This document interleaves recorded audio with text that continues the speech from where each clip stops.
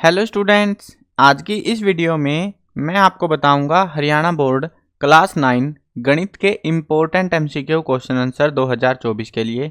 शुरू करते हैं वीडियो को। मैं हूं अजय और आप देख रहे हैं सीसीएल चैप्टर। लेकिन वीडियो शुरू करने से पहले आपको बता दूं, अगर आपको हरियाणा बोर्ड क्लास 9 के किसी भी सब्जेक्ट के इम्पोर्टेंट क्वेश्चन या मॉडल पेपर सॉल्यूशन की वीडियो देखनी है, डिस्क्रिप्शन में प्लेलिस्ट का लिंक मिल जाएगा, वहां से देख सकते हो। उसके अलावा एक वेबसाइट आपको बता देता हूँ, cclchapter.com। गूगल पर जाकर सर्च कर लेना। इस वेबसाइट पर आपको सारे सब्जेक्टों के important question, sample paper with answer key, old question papers, marking scheme, syllabus, सब कुछ इस वेबसाइट पर देखने को मिलेगा, जो आपके काफ़ी ज़्यादा काम आएगी। अब शुरू करते हैं एमसीक्यूज़ को। देखो, एमसीक्यूज़ जो मैं आपको करा रहा हूँ, इनमें जो है ये मत सोचना कि सिमिलर आएंगे, बिल्कुल ऑप्शन भी सेम सेम मिलेंगे।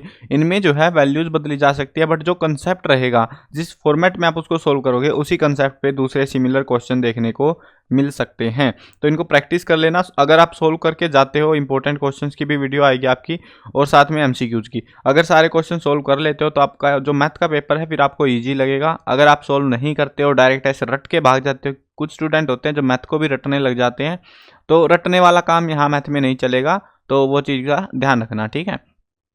बट कंसेप्ट समझ के जाना तो इजी रहेगा आपको, और फॉर्मूले वगैरह याद करके जाना। पहला चैप्टर है हमारा संख्या पद्धति।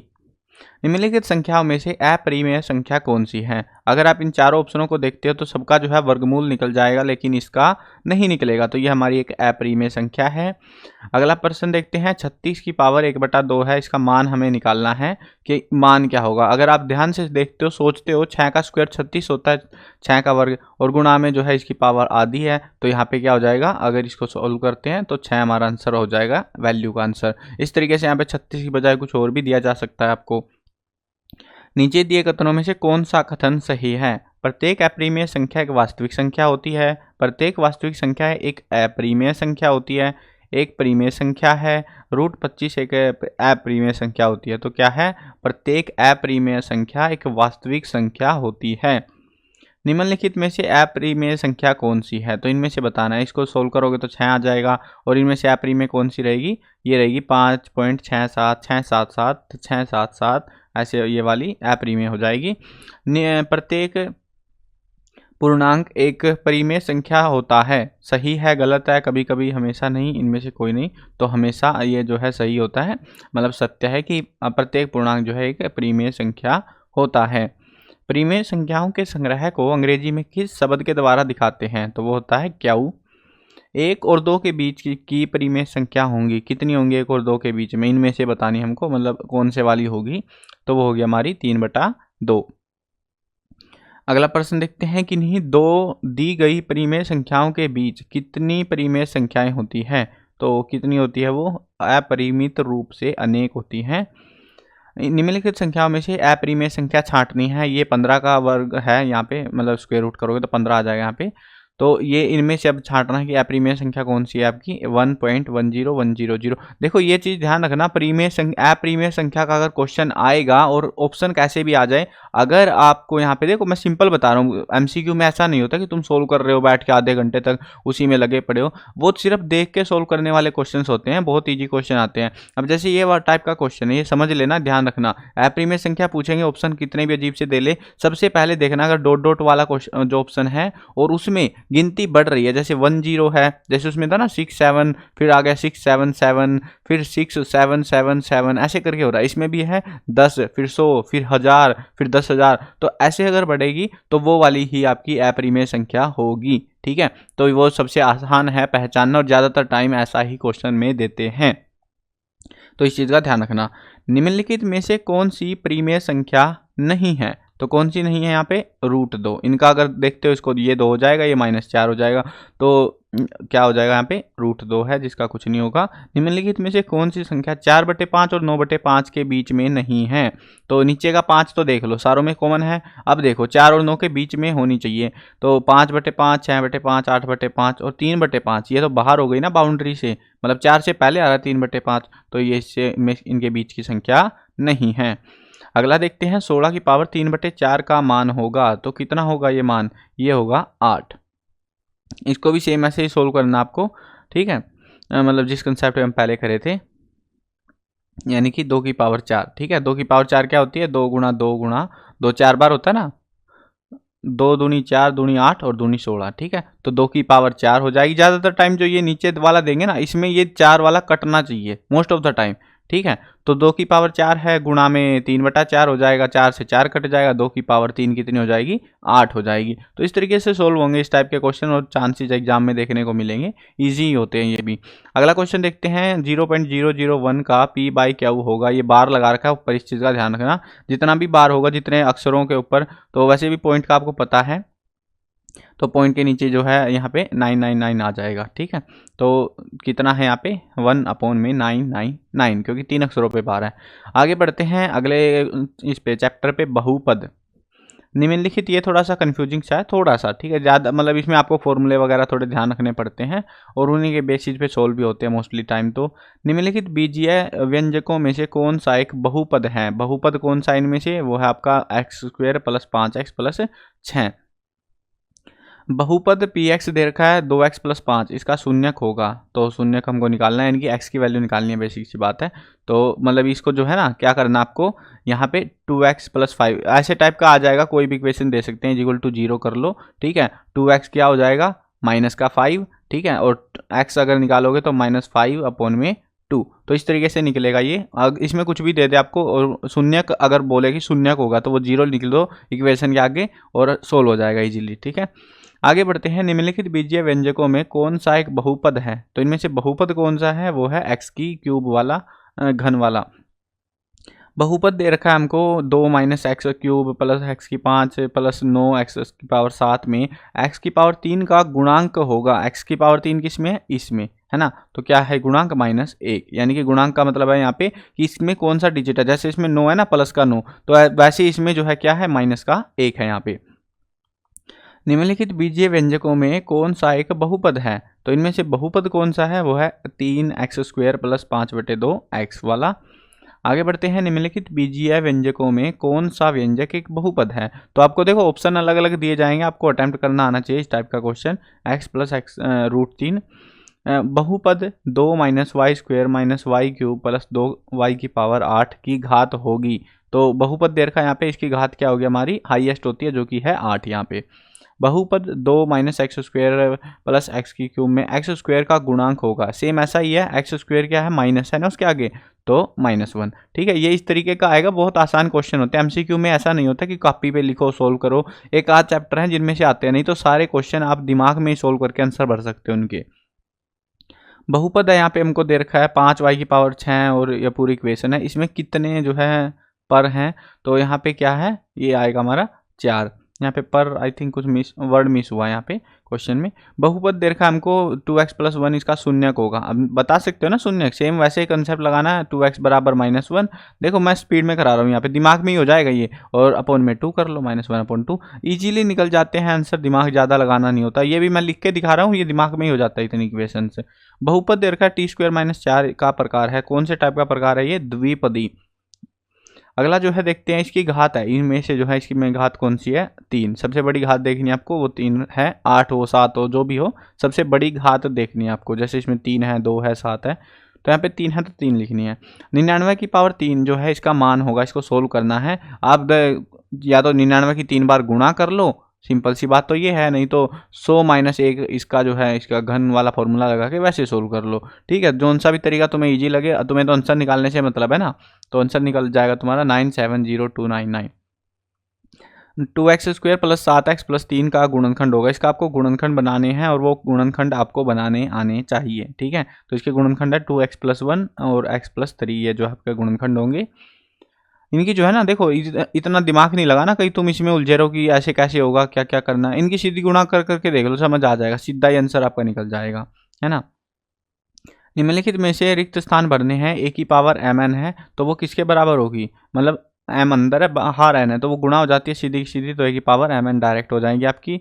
रिक्त स्थान भरना है x + y का स्क्वायर, फार्मूला है a + b का स्क्वायर, वही वाला फार्मूला है, तो a का स्क्वायर + 2ab + b का स्क्वायर, वही तो वही है ना फार्मूला। तो यहाँ पे क्या आ जाएगा, xy है तो 2xy हो जाएगा।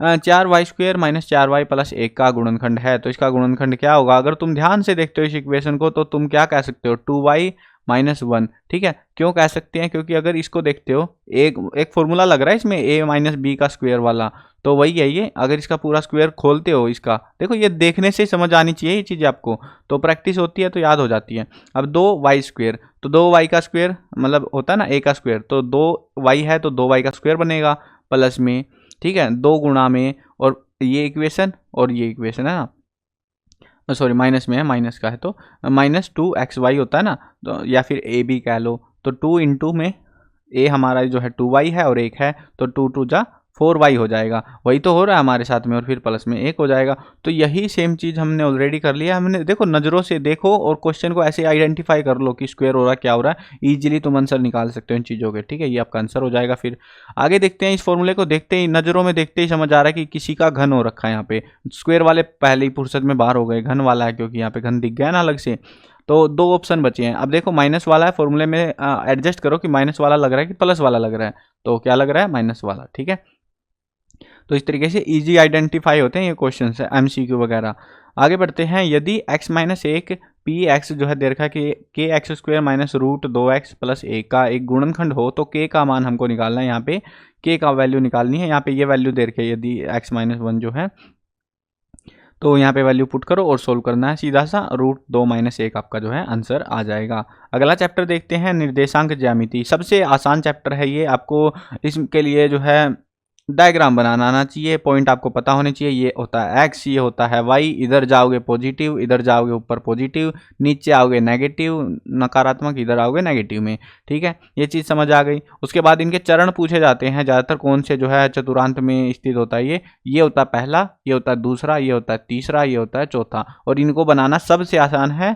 देखो 6 और -7, 6 इधर होगा, पहले x का लिखा जाता है फिर y का लिखा जाता है, तो 6 इधर होगा, -7 नीचे होगा, है ना, नीचे है ना माइनस का, तो चौथे उसमें आएगा, तो चौथे वाले में। इस तरीके से होता है ये सोल्व।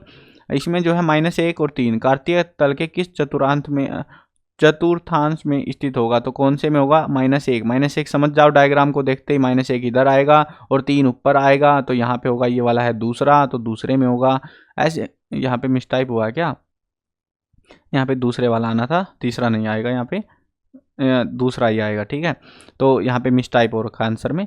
चलो कोई ना, हो जाता है कभी कभी। x बराबर 2 का आलेख निरूपण, तो आलेख निरूपण है इसमें, तो y x के समानांतर होता है। अगर x 2 है, y की वैल्यू तो दी नहीं हमको, तो x 2 है, यानी कि अगर आप लाइन देखते हो x की वैल्यू तो 2 दे दी, तो y अक्ष के समानांतर होगा। अगर इसके पॉइंट आप देखते हो, ऐसे लाइन खींचोगे y अक्ष के पैरेलल जाएगी, तो वो y अक्ष के समानांतर हो जाएगी वो लाइन।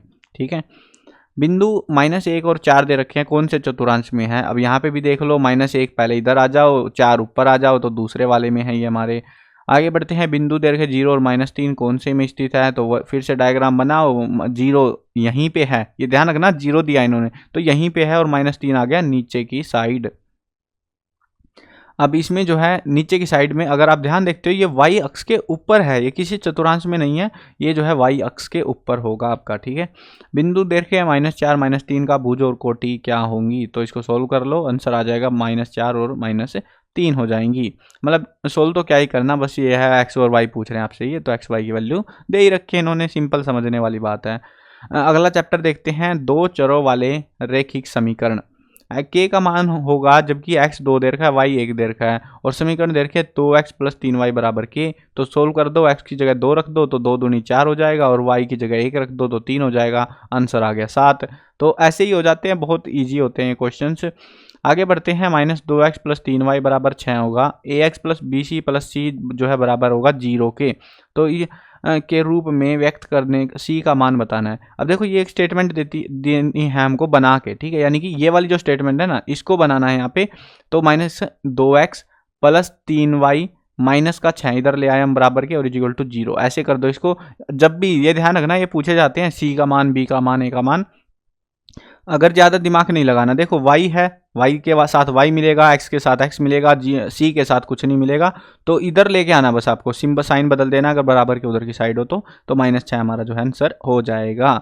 आगे बढ़ते हैं। एक नोटबुक की कीमत एक कलम की कीमत के दुगनी है, ठीक है। नोटबुक की कीमत यहाँ पे x मान लेते हैं और कलम की कीमत हम y मान लेते हैं, ठीक है। 2y मान लेते हैं बेसिकली, तब बराबर होंगे वो, है ना। x बराबर 2y है हमारा यहाँ पे। इस कथन को निरूपित करने के लिए दो चरों वाले एक रेखीय समीकरण यहाँ पे बनाना है। देखो x बराबर 2y है, यही तो कह रहे हैं हम कि एक नोटबुक है जिसको हम x मान रहे हैं, ये y है, जो एक कलम है जो कि दुगनी है। तो इक्वेशन क्या बनेगी हमारी, x - 2y, क्योंकि x बराबर 2y था। अब सीधी सी बात है, 2y को इधर ले आओ और बराबर में 0 कर दो। 0 करना जरूरी है, तभी आपकी स्टेटमेंट सही होगी। तो इस तरीके से आपका आंसर सोल्व हो जाता है। बहुत आसान होते हैं ये क्वेश्चंस, डरने की बात नहीं होती। x - 2y बराबर 4 है, इसका हल आपको निकालना है, सोल्व करना है। तो दोनों को जो है आपको सोल्व कर करके देख लेना है। अगर ना ज़्यादा समझ आए तो वैल्यूज पुट करके देख लिया, अगर ऑप्शन हो कि सीधा निकल सकते हो, अगर कुछ नहीं पल्ले पड़ रहा। 4 0 आंसर आएगा। दो चरों वाले रैखिक समीकरण के अधिकतम कितने हल होते हैं, तो कितने होते हैं, अपरिमित रूप से अनेक हल हो सकते हैं। समीकरण दे रखा है 6x + 7, इसकी तुलना करनी है ax + by + c से। तो इसमें a का मान बताना है, a का मान x के साथ होगा, तो x के साथ क्या है, 6 है, तो 6 आंसर हो जाएगा। समीकरण दे रखा है x - 2y बराबर 4 का हल होगा। सेम वैसा ही है, वैसी स्टेटमेंट है, सोल्व करके देख लेना। 4 0 आंसर आ जाएगा। बिंदु दे रखा है 4 1, किस रेखा के समीकरण को संतुष्ट करता है, वो हमको यहाँ पे स्टेटमेंट बना के दिखानी है। जैसे हम ये कर रहे हैं ना, ये वाला क्वेश्चन, इसमें पॉइंट निकाल रहे हैं, इसको प्रोसेस को उल्टा कर दो तो हम जो है यहाँ पे पॉइंट से वो वाली इक्वेशन बना सकते हैं। उस तरीके से होगा ये, x + 2y बराबर 6 आएगा। अब यहाँ पे दे रखा है 4 बराबर 5x - 3y को ax + by + c में, तो आपको c का मान बताना है, ठीक है। c के मान के लिए आपका 4 इधर ले आओ तो क्या हो जाएगा, -4, ठीक है। वैसे भी पता है, अगर तुम ऑप्शन होके देखोगे तो कोई सा ऑप्शन है ही नहीं, 4 एक ही में है, तो -4 ही है वैसे भी। यदि बिंदु दे रखे 2 और 1, समीकरण भी दे रखे आपको कि आलेख पर स्थित हो, तो k का मान बताना है, ठीक है। 2 और 1 यहाँ पे जो है वैल्यूज पुट करनी है और सिंपली आप जो है इसको सोल्व कर सकते हो। तो आंसर आएगा आपका 7। अब आगे बढ़ते हैं। आगे जो है अगला जो चैप्टर है हमारा, यूक्लिड की ज्यामिति का परिचय। इस चैप्टर से आज तक पिछले 5-6 सालों से एमसीक्यू नहीं आए हैं, पता नहीं क्यों, कौन सी नफरत है इस चैप्टर से, देते ही नहीं एग्जाम में इस चैप्टर के एमसीक्यू। तो इस चैप्टर के एमसीक्यू से मत डरना, आने के चांसेस बहुत कम हैं। अगला चैप्टर देखते हैं, रेखाएं और कोण। इसमें जो है आपको कोणों की प्रॉपर्टी पता होनी चाहिए, आपको ये बेसिक याद रहना चाहिए। 3 कोण जो होते हैं एक त्रिभुज में, उनका जोड़ जो है 180 डिग्री होता है। सबसे ज़्यादा काम की चीज़ है ये वाली, ठीक है। तो ये काम आएगी काफ़ी सारे एमसीक्यूज में या क्वेश्चंस में। दिए गए दो भिन्न बिंदुओं से होकर कितनी रेखाएं खींची जा सकती है, तो कितनी, एक अद्वितीय रेखा खींची जा सकती है। दो कोणों का योग 180 हो तो ऐसे कोण को क्या कहते हैं, हम उसको कहते हैं संपूरक कोण। ये डेफिनेशन है बेसिक सी। नीचे दिए कथनों में से कौन सा असत्य है, तो इनमें से असत्य है हमारा, एक बिंदु से होकर केवल एक ही रेखा खींची जा सकती है, जबकि ऐसा नहीं है। एक बिंदु से तो कहीं से कैसे भी कितनी भी खींच लो, है ना। यहाँ पे एक स्टेटमेंट दे रखी है a पैरेलल b के और b पैरेलल c के, तो कथन कौन सा सत्य होगा। देखो अगर समझोगे, एक लाइन है, ठीक है, ये वाली पैरेलल है b के, ये वाली, और b पैरेलल है c के, ये वाली, तो क्या आप ये नहीं कह सकते a जो पैरेलल है ये c के भी पैरेलल होगी। तो पैरेलल में पैरेलल वाला गेम चलेगा, परपेंडिकुलर वाला कोई लॉजिक नहीं है यहाँ पे। तो पैरेलल एक ही ऑप्शन में है वैसे भी, तो a पैरेलल होगा c के। यदि बिंदु ABC दे रखे रेखा पर स्थित 3 बिंदु हों और B बिंदु A और C के मध्य में स्थित हो, तो कौन सा स्टेटमेंट जो है हमारी सही होगी, तो वो होगी AB + BC जो है AC के बराबर होगा। एक रेखा का वह भाग जिसके दो अंत बिंदु हों उसको कहा जाता है, क्या कहते हैं हम, रेखाखंड। शीर्षाभिमुख कोण बराबर होते हैं यदि दो रेखाएं परस्पर खालिस्तान हो। कैसे होनी चाहिए वो, प्रतिच्छेदित होनी चाहिए तभी। एक न्यून कोण का माप होता है, एक न्यून कोण क्या होता है, 0 से 90 डिग्री के बीच का कोण। ये सिंपल वर्डिंग डेफिनेशंस है। यदि एक किरण एक रेखा पर खड़ी हो तो इस प्रकार बने आसन कोण का योग होता है, यानी कि एक किरण है जो एक रेखा पर खड़ी है तो उसका कोण कितना होगा, 180 डिग्री का होगा। अब यहाँ पे आकृति के x का मान हमको बताना है। ये सिंपल सा है, x का मान कैसे भी कैलकुलेट कर सकते हो जिस तरीके से तुम्हें समझ आए, ठीक है। यहाँ पे वैसे तो जोड़ना आसान है बहुत ज़्यादा। एक रेखा है जो कि सीधी है बेसिकली, इस पर एक साइड में 50 डिग्री का कोण बना हुआ है, तो 180 का टोटल होता है, 180 में से 50 घटा दो, है ना, तो बाकी बच गया तो हमारा आंसर 130 डिग्री का, ठीक है। यहाँ पे आकृति देखो, ये बहुत प्यारा क्वेश्चन है। आकृति में x का मान बताना है। यहाँ पे 10x है, यहाँ पे 4x है, थोड़ा धुंधला दिख रहा होगा आपको फोटो में, यहाँ पे 3x है, यहाँ पे x है, यहाँ पे 2x है, ठीक है। अब इन सारों का मान बताना है। अगर आप लॉजिक लगाते हो तो यहाँ पे समझ सकते हो ये पूरा एक कोण है 180 डिग्री का, ये वाला पूरा 180 डिग्री है। तो आपको क्या करना है, सारों को जोड़ दो, 10 और 4 14 और 3 17 18 और 20, 20x जो है बराबर है 180 डिग्री के, ठीक है। अब x की मान निकाल लो, काट दो 20 से कटेगा तो क्या आ जाएगा, 9 आ जाएगा। तो एक कोण जो है x का मान बताना है, x होगा हमारा 9 डिग्री का। आगे देखते हैं त्रिभुज वाला। त्रिभुज वाले में त्रिभुज का क्षेत्रफल वगैरह याद करके जाना, काम आएगा आपको। दो त्रिभुज सर्वांगसम होते हैं यदि एक त्रिभुज की दो भुजाएं और उसका अंतर्कोण दूसरे त्रिभुज की दो भुजाओं और उनके अंतर्कोण के बराबर हो। तो ये कौन सी प्रॉपर्टी को दिखाता है वो हमें बताना है, साइड एंगल, साइड वाली को, SES। किसी त्रिभुज की ऊंचाई दे रखी है, आधार दे रखा है क्रमशः 8 सेंटीमीटर और 3। यहाँ पे ये ध्यान रखने की बात है, जिस चीज का जिक्र पहले करते हैं क्वेश्चन में वो पहले स्टेटमेंट होती है। यानी त्रिभुज की ऊंचाई 8 है, यहाँ पे आधार दे रखा है 3 और इसका क्षेत्रफल बताना है। दोनों चीजें दे दी हैं, अब फॉर्मूले में रखो और निकाल दो, बिल्कुल से 12 आ जाएगा आपका आंसर। आगे बढ़ते हैं, किसी त्रिभुज की दो भुजाएं दे रखी हैं 60 और 100 और इसका परिमाप भी दे रखा है, तो तीसरी भुजा होगी। परिमाप का फॉर्मूला रख दो इधर की साइड में, एक साइड में परिमाप दे ही रखा है फॉर्मूले में और एक साइड फॉर्मूला रखना है। फॉर्मूले में दो चीजें दे रखी हैं, तीसरी हमको निकालनी है, तो इस तरीके से निकल जाएगी, तो वो हो जाएगी 140, ठीक है। वैसे आप इसको जो है इजीली सोल्व भी कर सकते हो, ज़्यादा दिमाग नहीं भी लगाते हो। कैसे, परिमाप क्या होता है, बाहर की बाउंड्री, 300 में से इन दोनों को जोड़ दो, 160 को घटा दो, ठीक है, बचेगा 140, ठीक है। ऐसे भी कर सकते हो, तुम्हारी मर्जी है, उधर से वो फार्मूले लगा के करने हैं ड्रामे करके, क्योंकि ये MCQ है। यहाँ पे ये नहीं कह रहे भाई फार्मूले दिखाओ हमको लगा के, तुमको सोल्व करना है, सिंपल शॉर्टकट से सोल्व करो, कोई नहीं कह रहा तुमको कि क्यों करा कैसे करा, आंसर आना चाहिए तुम्हारा। तो आगे बढ़ते हैं, यदि दो समकोण त्रिभुजों में एक त्रिभुज का कर्ण और एक भुजा क्रमशः दूसरे त्रिभुज के कर्ण और एक भुजा के बराबर हो तो दोनों त्रिभुज सर्वांगसम होते हैं। अब ये कौन सी प्रॉपर्टी है, ये है हमारी राइट हैंड RHS वाली। अब किसी त्रिभुज की ऊंचाई हमको दे रखी है, आधार दे रखा है, क्षेत्रफल का फार्मूला लिखो और आंसर निकाल लो, 25 आ जाएगा। प्रत्येक कोण समकोण नहीं होता, तो किस में नहीं होता समकोण, अगर आपको पता हो समकोण क्या होता है, 90 डिग्री का कोण। आयत में होता है, बिल्कुल होता है, वर्ग में होता है, त्रिभुज में और घन में, घन में भी होता है, त्रिभुज में नहीं होता। त्रिभुज में 90 डिग्री का कोण, प्रत्येक कोण, देखो यहाँ पे ध्यान देने की बात है, प्रत्येक कोण, कोण तो होता है त्रिभुज में भी, ऐसे बना लो त्रिभुज को, ये लो बन गया, इसमें एक कोण तो हो जाएगा, प्रत्येक कोण नहीं हो सकता, है ना। त्रिभुज की दो भुजाओं का योग तीसरी भुजा से क्या होता है, छोटा या बड़ा, बराबर, तो क्या होता है, बड़ा होता है। किसी त्रिभुज के तीनों कोणों का जोड़ कितना होता है, 180 डिग्री। अब त्रिभुज का क्षेत्रफल निकालने का फार्मूला हमसे पूछ रहे हैं, तो वो क्या है, हाफ इंटू आधार इंटू ऊंचाई, इनकी गुणा करनी है आपको, और ये फार्मूला याद भी रख के जाना है अच्छे से, ठीक है। यदि जो है त्रिभुज ABC त्रिभुज की भुजाएं हैं, त्रिभुज का अर्थ परिमाप क्या होगा, अर्ध आना था आई थिंक, यहाँ पे ये मिस टाइप हुआ, यहाँ पे अर्ध परिमाप क्या होगा, तो अर्ध परिमाप का फॉर्मूला है बेसिक सी ये, तो A + B + C अपॉन में 2। देखो परिमाप क्या होता है, पहले तुम ये चीज क्लियर होनी चाहिए। परिमाप होता है किसी भी चीज के बाहर से नापना। जैसे एक लाइन है, ठीक है, इस लाइन को 4 बार मोड़ दो तुम, ऐसे ऐसे ऐसे ऐसे, ये तो परिमाप हो गया। अब इसको सीधा कर दो तो ये चारों से मतलब ऐसे हो गई, एक रस्सी मान लो तुम, ऐसे मोड़ दी तुमने। और अब मैं पूछूं कि परिमाप बता दो, इसका अटकना नहीं है फॉर्मूले में, MCQ में दिमाग नहीं खराब करना इसको। अगर एक सिंपल कंसेप्ट से समझते हैं तो ये हमें इसको बाहर से घुमाना है। तो ये अब अर्ध है, अर्ध का मतलब आधा होता है। तो एक त्रिभुज है, त्रिभुज कैसा होता है, ऐसा, ठीक है, एक रेखा A है, एक B है और एक C है, ठीक है, तीनों को जोड़ दो, A + B + C, ठीक है, ये तो हो गया परिमाप। लेकिन अगर इन्होंने बोला आधा परिमाप तो आधा कर दो उसको, आधा परिमाप हो गया भाई, है ना। ये आसान होता है, इनमें तुम बस पता नहीं कहाँ ही अटक जाते हो कि हाँ हार्ड है मैथ ये है, क्योंकि तुम लॉजिक नहीं समझते उनका। यदि M जो है समकोण त्रिभुज ABC के कर्ण AC का मध्य बिंदु हो तो BM बराबर हाफ है, तो उस केस में क्या होगा यहाँ पे बताना है, तो वो होगा AC। सेट स्क्वायर के युग्म में एक त्रिभुज के कोण होते हैं। अब त्रिभुज के कुछ भी हो जाए, कुछ भी ड्रामा चलता रहे, तुम्हें पता है कि त्रिभुज के तीनों कोणों का जोड़ 180 होता है, जोड़ लो, 100 40 और 30 कितने हो गए, 170 हो गए। गलत है ये ऑप्शन हमारा, 60 30 90 90 90 180, ये इसमें हो गए 180, बस छोड़ो परे ऑप्शन, इसको जोड़ो ना जोड़ो वैसे भी दिख रहा बहुत कम है। तो ये वाला जो हमारा आंसर हो जाएगा। एक त्रिभुज जिसकी दो भुजाएं दे रखी है 8 सेंटीमीटर और 11 सेंटीमीटर और उसका परिमाप दे रखा है 32 सेंटीमीटर, तो उसका अर्ध परिमाप होगा। देखो हमें दिमाग लगाना ही नहीं है, कुछ नहीं पढ़ना फालतू का, 8 दे रखा 20 दे रखा है, हमको क्या पता है अर्ध परिमाप। परिमाप क्या है 32, 32 का आधा कर दो, 32/2 हो गया 16, 16 हो गया आपका अर्ध परिमाप। परिमाप का आधा तो पूछ रहे हैं तो 16 हो गया। इसकी जरूरत ही नहीं थी, बस कंफ्यूज करने के लिए स्टेटमेंट दी गई थी। एक त्रिभुजाकार भूखंड की भुजाएं दे रखे अनुपात में है 3, 4, 3, 5 और 7 के।